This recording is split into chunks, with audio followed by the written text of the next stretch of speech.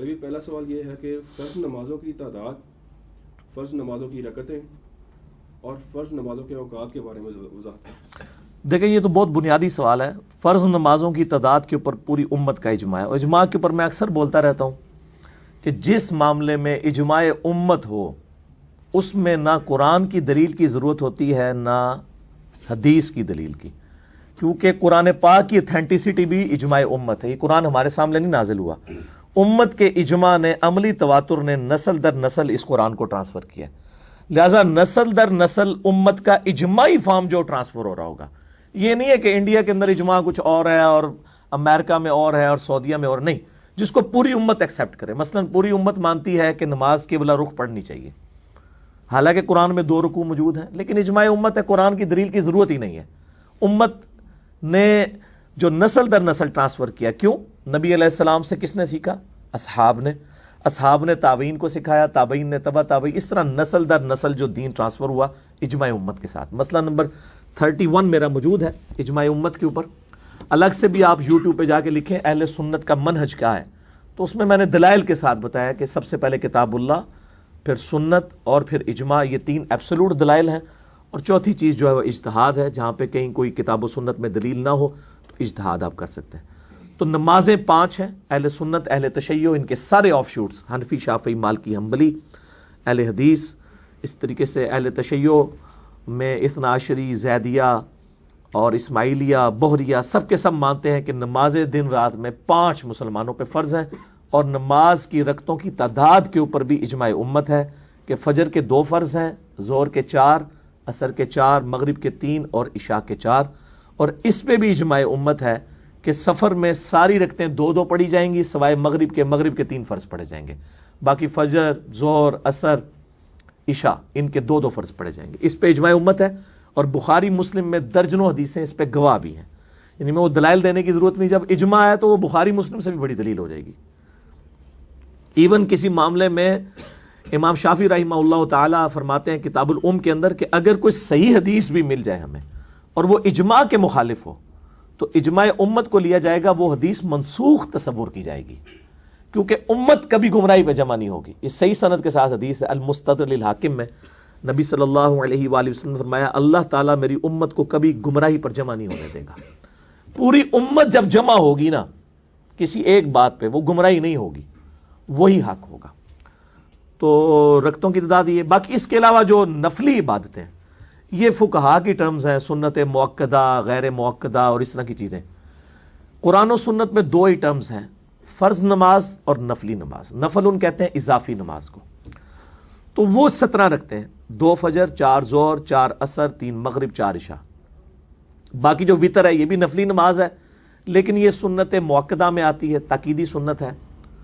اور وطر کے علاوہ 12 رکعتیں ایسی ہیں جو آپ صلی اللہ علیہ وآلہ وسلم نے کبھی نہیں چھوڑی۔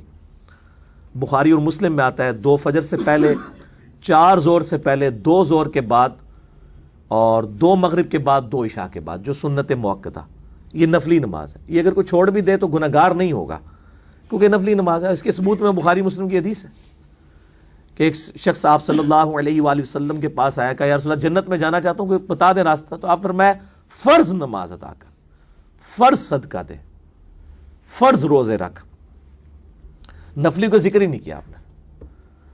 تو وہ جاتے ہوئے کہنے لگا یا رسول اللہ وسلم جو آپ نے بتایا نہ اس میں کوئی چیز ایڈ کروں گا نہ اس میں سے کم۔ تو آپ نے فرمایا اگر کسی جنتی کو دیکھنا ہے اس کو دیکھ لے۔ تو اب اس سے پتہ چلا فرض زکوٰۃ تو 2.5% ہی ہے، نفلی زکوٰۃ آپ چاہے 50% دیں۔ کبھی علماء نے یہ کہا کہ جی جس نے 2.5% زکوٰۃ دے دی، اس کے بعد اگر وہ اور زکوٰۃ یا صدقہ نہیں نکالے گا تو وہ گناہگار ہوگا، کبھی نہیں کوئی کہتا۔ جب نماز کی باری آتی ہے تو سارے کہتے ہیں جناب دیکھیں جی وہ 17 رکھتے تو ہیں، لیکن یہ سنت موقدہ بھی بہت ضروری ہے پڑھنی، ورنہ نماز ہی نہیں ہوگی۔ دیکھیں میں آپ کو وہ علم الکلام الزامی پھکی والا جواب دے رہا ہوں کہ زکوٰۃ کے معاملے میں ہمیشہ کہتے ہیں جی 2.5% دے دی، اب آپ کا مال حلال ہو گیا۔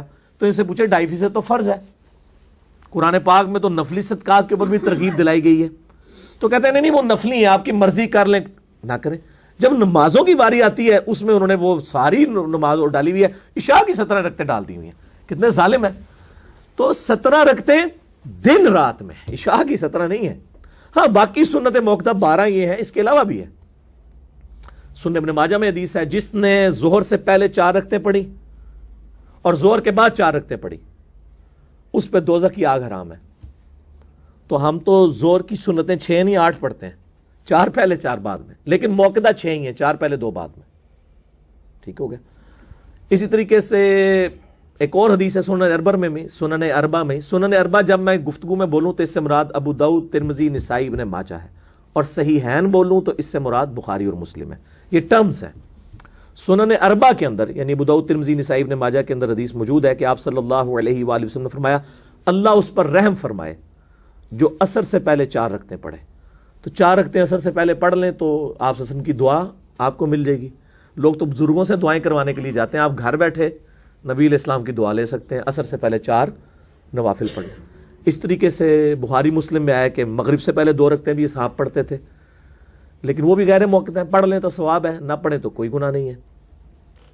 عشاء سے پہلے بھی 2 بھی پڑھ سکتے ہیں, 4 بھی, جتنی مرضی پڑھیں. وہ ترمذی کے اندر حدیث موجود ہے کہ آپ صلی اللہ علیہ وآلہ وسلم مغرب سے لے کے عشاء تک مسلسل بعض اوقات نوافل پڑھتے رہتے تھے.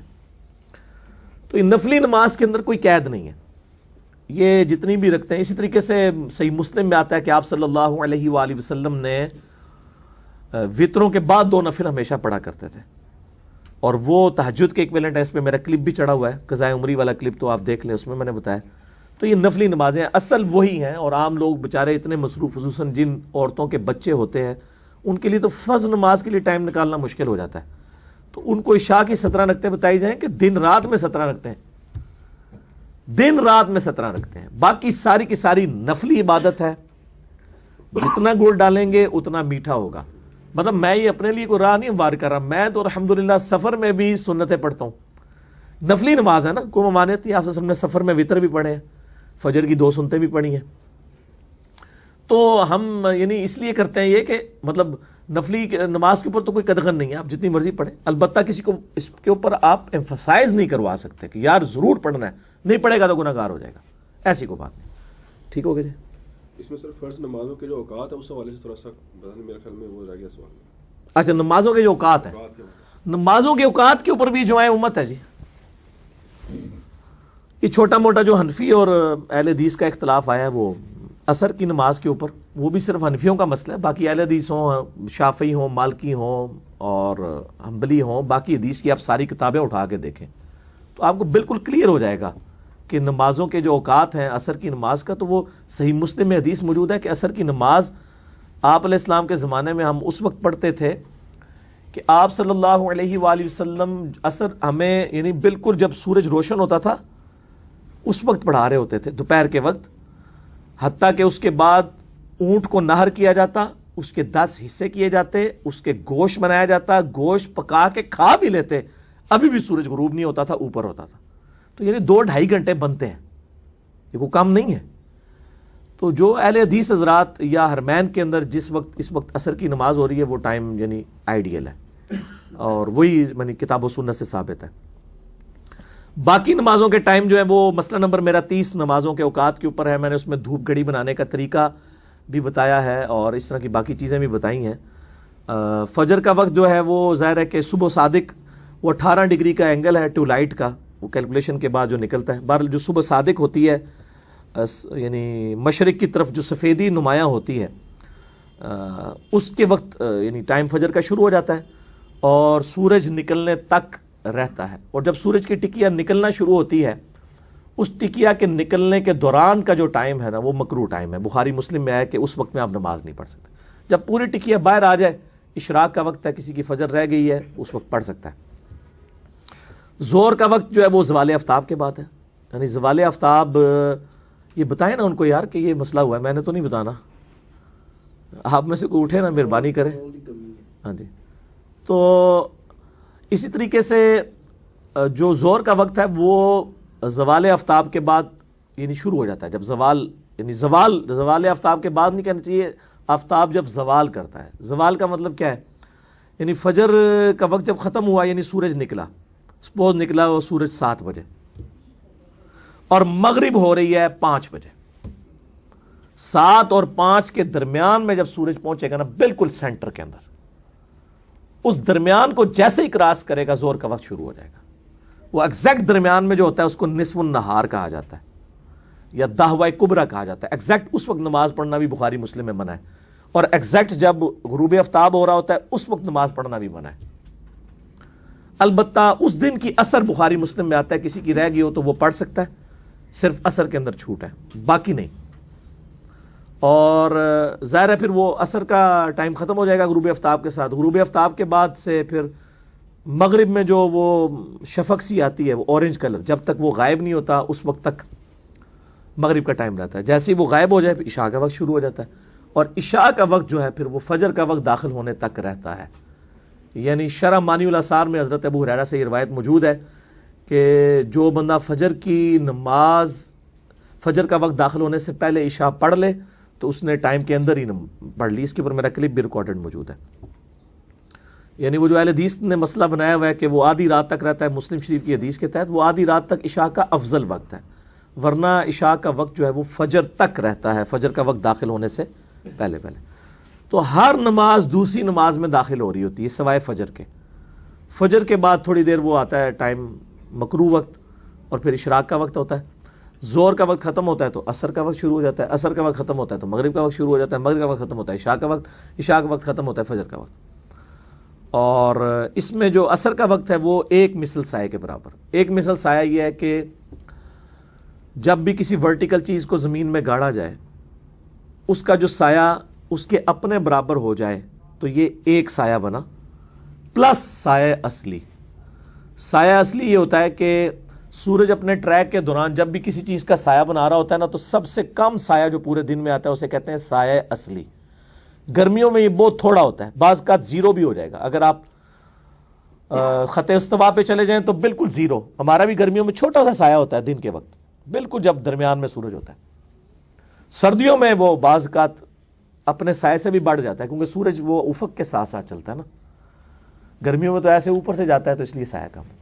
سایہ اصلی پلس ایک مثل سایہ ہو جائے تو عصر کا وقت شروع ہو جاتا ہے, مغرب تک رہتا ہے. لیکن صحیح مسلم میں حدیث ہے کہ آپ نے سورج زرد ہونے سے پہلے پہلے نماز پڑھ لینی ہے, ورنہ وہ منافق کی نماز ہے. بہت ڈیلے کرنا, یا جس طرح ہمارے حنفی حضرات نماز کو جان بوجھ کے بالکل 1 گھنٹہ رہ جاتا ہے مغرب میں تو اس وقت پڑھ رہے ہوتے ہیں, تو اس میں ثواب میں کمی آتی ہے. نماز تو ہو جائے گی لیکن نماز وہی وقت جو میں نے بتایا عصر کا. تو یہ مسئلہ نمبر 30 میں میں نے ڈیٹیل کے ساتھ نمازوں کے اوقات بتائے. تو ان سارے اوقات کے اندر نمازیں جو ہیں وہ اپنی اپنی اوقات کے اندر پڑھی جائیں گی. ہاں اگر کوئی سفر کے اندر ہے یا کوئی شرعی عذر لاحق ہے یا کوئی اور اس طرح کا ایشو ہے یا کبھی کبھار والا معاملہ ہے تو نماز جمع بھی کی جا سکتی ہیں, ظہر اثر جمع کی جا سکتی ہیں, مغرب و عشاء جمع ہو سکتی ہے. صحیح مسلم میں اوپر تلے 10 حدیثیں ہیں 1633 سے آنورڈ تک کہ آپ صلی اللہ علیہ وسلم نے بغیر خوف کے, بغیر بارش کے, اور مدینہ شریف کے اندر مراد بغیر سفر کے, یعنی کوئی بھی مجبوری نہیں تھی. یہ صحابی اس لیے بتا رہے ہیں تاکہ پتہ چلے کہ بغیر مجبوری کے آپ نے جمع کیا. اور بعض لوگ کہتے ہیں اس میں یہ تو نہیں لکھا ہوا کہ بغیر وجہ کے. بھئی وہ وجہ ہی تو بتانا چاہ رہا ہے کہ نہ وجہ یہی ہو سکتی ہے نا, خوف, بارش اور سفر, وہ تینوں نہیں تھے پھر بھی نمازیں جمع کی. اور اس پہ باقاعدہ باب باندھا امام نووی نے کہ سفر و حضر میں نمازیں جمع کرنے کا جواب. جو ہمارے اہل تشیع بھائی کرتے ہیں انہوں نے روٹین بنائی ہوئی ہے, مطلب یہ جائز ہے, لیکن افضل ان کی فقہ میں بھی یہی لکھا ہوا ہے کہ آپ نمازیں الگ الگ وقت میں پڑھیں تو وہ افضل ہے. اہل سنت کے ہاں صرف اہل حدیث ہیں وہ تھوڑی جرأت کرتے ہیں نمازوں کو اس حوالے سے جمع کر لیتے ہیں. اور نمازیں جو جمع کرنے والا معاملہ ہے نا میرے بھائی, یہ اس میں میری جمع تقدیم بھی ہو سکتی ہے, جمع تاخیر بھی ہو سکتی ہے, جمع سوری بھی ہو سکتی ہے. جمع تقدیم یہ ہے کہ آپ زور کے ساتھ یہ عصر پڑھ لیں, مغرب کے ساتھ عشاء پڑھ لیں. جمع تاخیر یہ ہے کہ اتنی تاخیر کریں کہ عصر کا وقت شروع ہو جائے اس میں پھر زور ملا لیں. عشاء کے وقت میں آپ جا کے مغرب ملا لیں. اب عشاء کا وقت ظاہر فجر سے پہلے تک رہتا ہے, رات کو 2 بجے بھی کو پڑھ لیں مغرب عشاء. اور جمع سوری یہ ہے کہ درمیان میں, یعنی ظہر آخری وقت میں, عصر اول وقت میں. اس کو تو حنفی بھی مانتے ہیں. تو سفر میں تو یہ عموماً سنت ہے, بخاری مسلم میں ہے. سفر کے علاوہ بھی عام حالات میں بھی اگر کوئی نمازیں جمع کر لیتا ہے. اور ہمارے جو یورپ میں, امریکہ میں لوگ جابز کرنے کے لیے اتنا سفر کر رہے ہوتے ہیں, وہ سب ویز میں جا رہے ہوتے ہیں اپنے آفس ٹائمنگ میں, ان کو تو چاہیے نمازیں قصر بھی کریں اور جمع بھی کریں. زور کے 2 فرض, عصر کے 2 فرض پڑھیں, عشاء بے شک گھر آ کے پڑھ لیں, مغرب کے 3 فرض, عشاء کے 2 فرض. تو ان کے لیے تو آسانی ہے، کوئی مطلب اس میں ایشو ہی نہیں ہے. تو ان کے لیے اللہ تعالیٰ نے اتنی بڑی آسانی رکھی ہے، اس حوالے سے نمازیں جمع کی جا سکتی ہیں. اس طرح کسی کی میٹنگ ہے، کوئی مجبور ہو گیا ہے کسی معاملے میں، تو نمازیں جمع کر سکتا ہے عام حالت میں بھی، جواز کی حد تک ہے. باقی بہتر یہ ہے، ظاہر ہے کہ انسان بہتری کی تلاش میں رہتا ہے کہ آپ جو ہے وہ نمازوں کو الگ وقت میں پڑھیں.